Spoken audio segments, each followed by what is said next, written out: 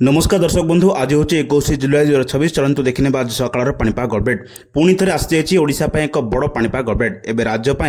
पाग मुख्यतः शुखिला रु वर्षार चित्र संपूर्ण बदली जापे तेज कौन रही खबर जदि पर्यंत भिडियो को लाइक करना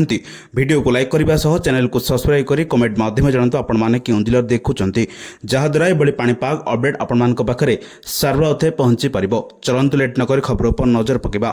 परिवेश और जलवायु विशेषज्ञ आकलन अनुसार 22 तारीख बेलू उत्तर ओडिशा उपकूल निकट में एक घूर्णिबल सृष्टि होबार संभावना रही है। प्रभाव में 23 तारीख राज्य में वर्षार परिमाण बढ़ीपे और किसी अंचल प्रबल अति प्रबल वर्षा होपे तेबे वर्तमान स्थिति को देखिले राज्य अधिकांश अंचल में बड़ धरणर वर्षा संभावना नहीं केवल किसी स्थान में हालुकार मध्यम धरणर वर्षा देखा मिलपे सेहीपरि उत्तर पश्चिम ओडिशार किसी जिले में स्थाने स्थाने प्रबल वर्षा आशंका रही विशेषकर बालेश्वर मयूरभंज केन्दुझर सुंदरगढ़ देवगढ़ और संबलपुर जिला को गोटे किंबा दुईटी स्थान में प्रबल वर्षा होपे तेणु यह जिलार लोक मैंने सतर्क रुहतु और पाणीपाग विभाग परवर्ती सूचना पर नजर रखु यही ओडिशार समस्त पाणीपाग अपडेट पाइबापी आम चैनल सह जोड़ी रुहतु भिडियोटी भल लगी लाइक करूँ शेयर करूँ और चैनल को सब्सक्राइब करूँ ब्यूरो रिपोर्ट सावधान ओडिशा।